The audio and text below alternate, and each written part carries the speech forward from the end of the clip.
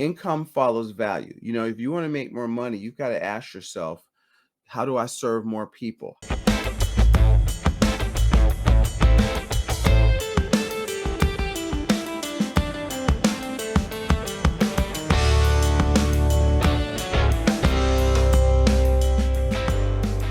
Welcome to the Practical Wealth Show. So, hey, we're diving into some timeless financial wisdom from the richest man in Babylon.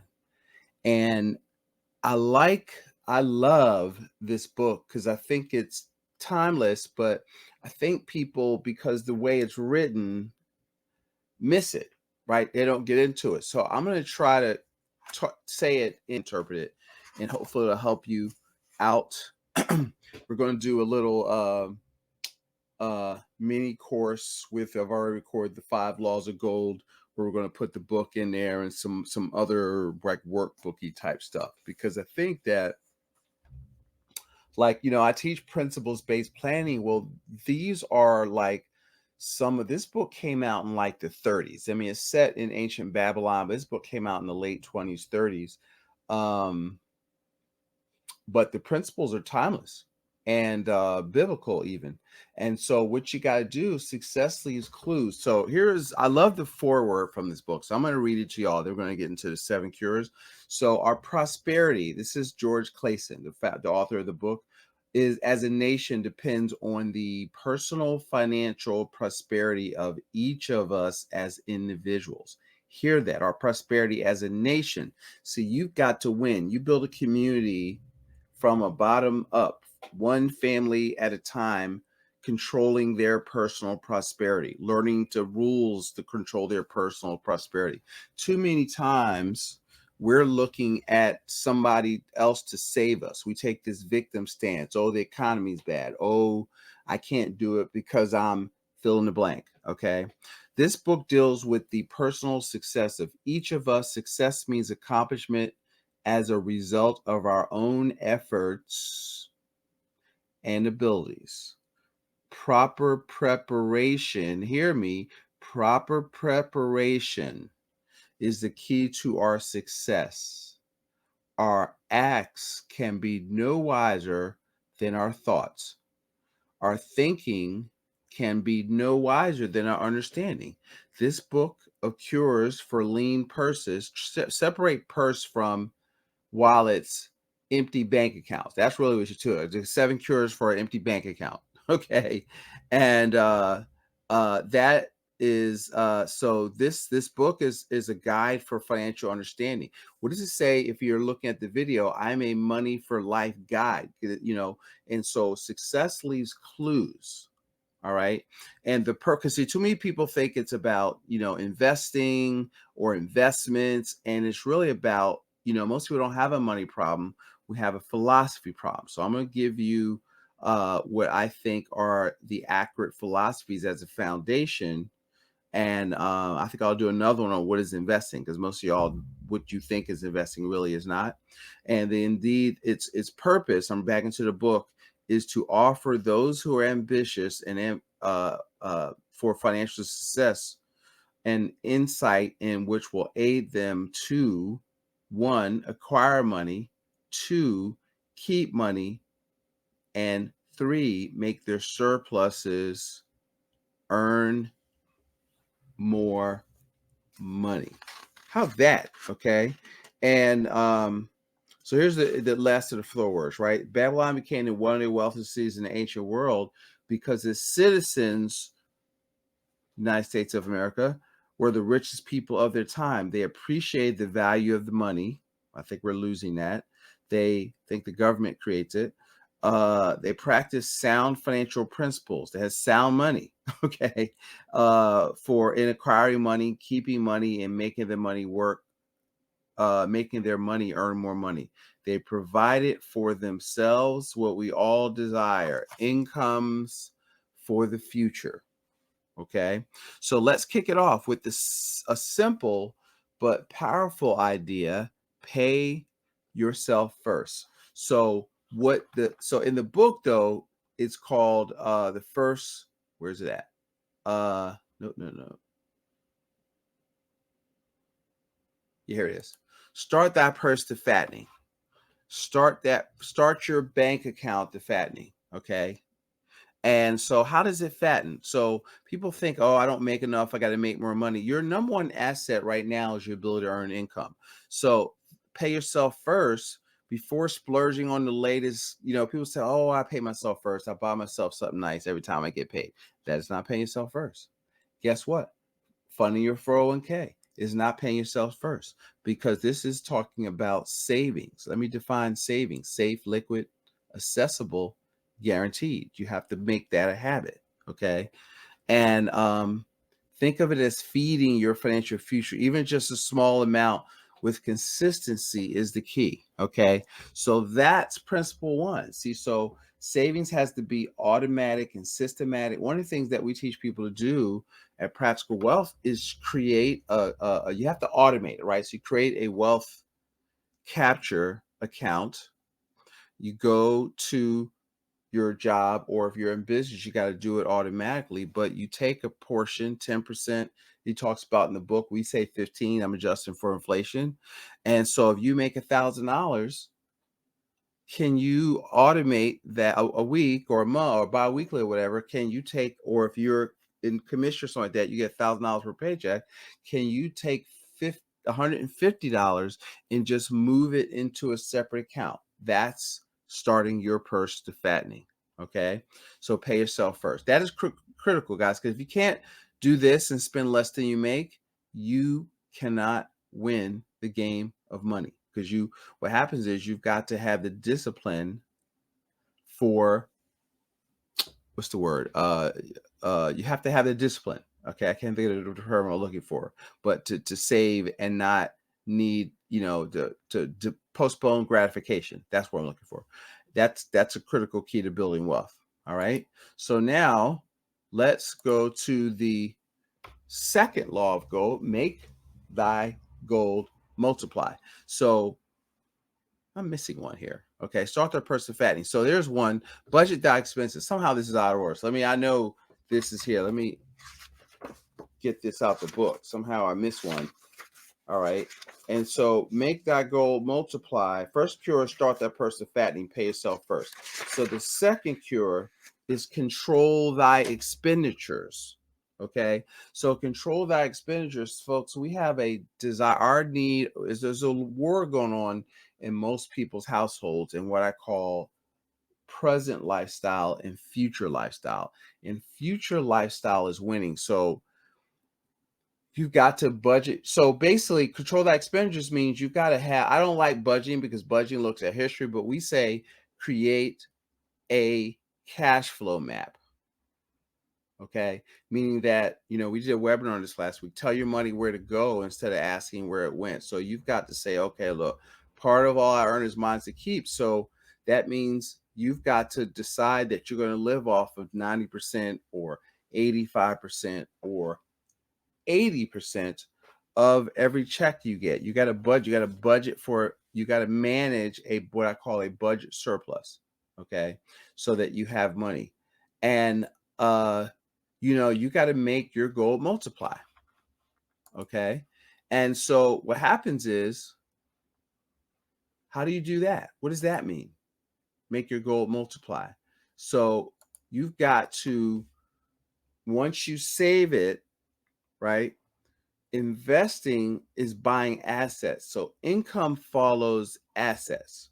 All right. So once you budget, you've got to store it, and then you've got to look for things that make money. So before you spend it, what you got to ask yourself, I was doing my profit allocations when, this weekend. And I was like, okay, what a note I wrote to myself is, and I learned this from Myron Golden: what can I do to make my money? This is how wealthy people think, right? What can I do to make my money make more money before I consume it? Even if that means paying bills, I got to save it, and then I've got to put my money back out so that it comes back with friends. So you've got to put each coin to labor. So you should have, each dollar should have a job, right? Don't let it sit idly. So when you set aside this portion that you're going to invest, see, you have to think about making money, right? What we do is we've been trained to give up our money and put it in funds, put it in things that we don't control and give it up for 30, 40 years. And we think that is investing. Okay.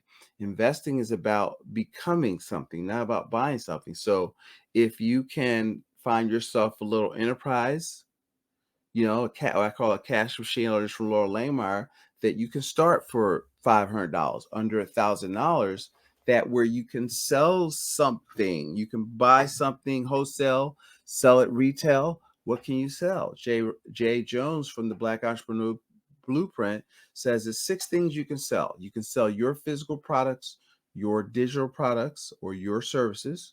You can sell somebody else's physical products, somebody else's digital products, or somebody else's services, or any thereof. So you need an enterprise, whether it's Alibaba, whether it's network marketing, whether it's affiliate marketing. Everybody needs somebody to sell their stuff. And so if you don't, part of we're going to get to the last one, increasing your ability to earn. You've got to work on increasing your capabilities. That's where money comes from. Okay. So you've got to also, what you want to do is, the next law is you got to guard your treasure from loss. All right, I got these out of order. Let me see. Let me move this here. Actually, let's do them in order, right? So make of thy dwelling a profitable investment. So your home is a place to live, right? So your house is not an investment, but could you make an investment? You could house hack. You could rent out rooms. You could Airbnb a section. You want to be able to, you don't want to get to a house bigger than you afford.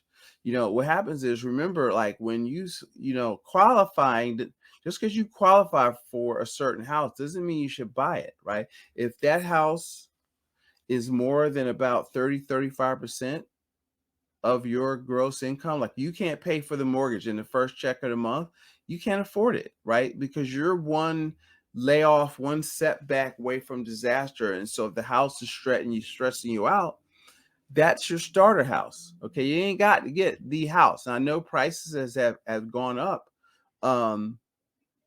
As we record this with inflation. So your starter house might be $250,000 where it used to be 70 or 80, right? And so you got to get the best house you can afford to get. And within your budget, or you can house hack, or if you're single, you could get a duplex, triplex, quad are still considered, they're still considered a within the residential, right? So you could get into it with 3.5% down with FHA financing.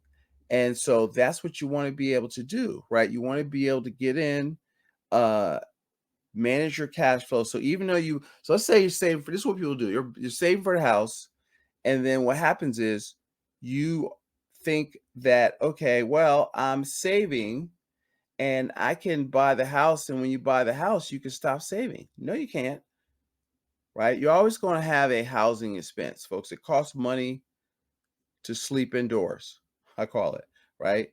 And so what happens is, what you want to be able to do is you got to be able to buy the house and still save money, okay?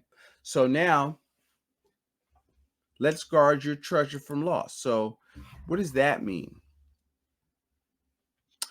See, we are living in a world of endless possibilities. We every opportunity is not a good one. See, so this goes back to, how do you guard your treasure from loss? See, Warren Buffett says, don't lose money. See, so we're so busy gambling because we feel like we're behind and we suffer from fear of missing out, right? But what are the practical wealth? We talk about the 3 rules of investing: investing what you know, or invest in knowing, investing what you could control, which you can influence the outcome of. Can you directly influence the results, the profitability of investment? And number 3, does it cash flow? That's part number 2. And don't chase returns. See, if you're chasing returns and you don't know where the profit comes from, you're not investing.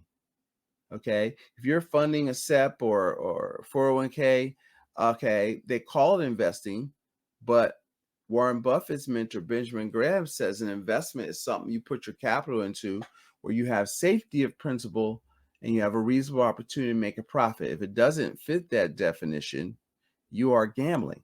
So as you learn more, as your knowledge goes up, your risk goes down. Do your research, avoid risky ventures, okay, and protect your treasures, protect your money from unnecessary losses because you're trying to make it do unreasonable things because you have suffered from fear of missing out. Okay, so here's the sixth cure: ensure future income. Ensure future income. Time to think about the future. So plan for the future by one, paying yourself first, consistently set aside a portion of your income. And some people will say put in retirement accounts. See, retirement accounts are not designed to create income. It's your tax is a tax postponement plan that you are hopefully have enough money so you can stop working, live off of this nest egg. So that's the accumulation theory. Once you're a nest egg, dollar cost average, you hear things like that, then, because those assets would, nobody ever told you, you never practice generating cash flow. Incomes follow assets. With that plan, you're selling your shares every month to provide income with the hope ain't a good strategy, that you won't die before you run out of money, or vice versa. You hope you will die if you run out of money. I'm not sure. And so you've got to insure. So how would you do that? Well, could you buy a rental property a year for the next 5 years? Could you work on your business so you don't need to sell it? It still runs and you still own it.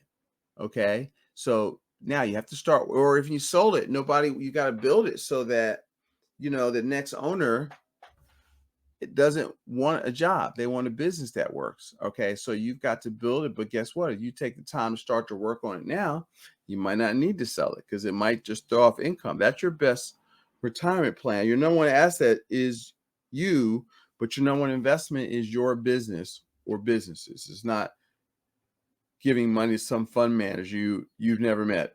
Most people couldn't tell me the name of the person that manages their mutual funds, and you've got hundreds of thousands of dollars in these things, millions sometime. Okay, so you've got to ensure future income. So you got to make sure you're buying assets. So when you can't work or don't want to work, your assets still send off checks every month, right? Remember, retirement is not a goal. Retirement means to put out of use or to withdraw. You're striving for, hopefully, is financial freedom, right? You want to go from financial dependence to financial independence, which means you can live like you want to live from the income from your personally invested assets. So when, one of the things we look at people's assets, we say, okay, here's what you got. Now, are any of these designed to send you a check, right? Or are you just chasing returns? Are you hoping to get this number up, but that doesn't actually produce cash flow? It's not designed to produce cash flow. So I belabored that one a little bit, but that's a big deal. And this is the seventh cure: is increase your ability to earn. What does that mean? You have to work. Money follows value, right? Income follows value. If you want to make more money, you've got to ask yourself, how do I serve more people? How can I solve more problems for more people? How can I be of service? Right? Money's a result. So what are you doing, watching, reading, going to conferences to increase your ability to earn, to increase your capacity to serve others, to solve problems? See, if you don't do, you don't deserve any more money. How about that? You're not going to make any money, but you don't deserve it because you ain't doing anything. You don't get money just because you need it. Who cares what you need? Okay. You got to turn your focus on to helping people get what they want, being a service. And that's how you continuously increase your ability to earn. So people just go back to school, and I'm all for that, but I like specific education. Can you go to school to learn real estate? Can you go to school to understand marketing and increase your sales? Can you go to school to learn a new capability?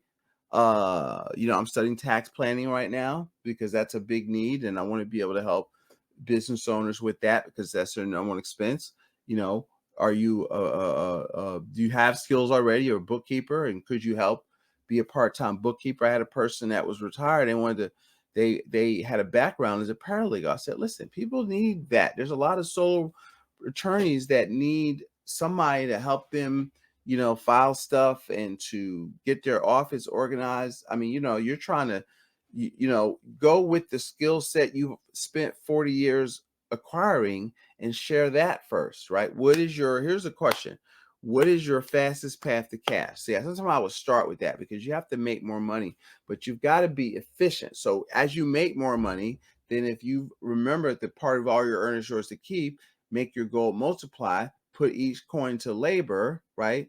Ensure future income. As long as you increase your ability to earn, you're increasing what we call the velocity of your money. Okay. So for more like that, if you'd like to get our free report, what is that report called? It's called because I'm a big believer in liquidity. Okay. And so the value of liquidity, text Be the Bank to 55444. Have a great day.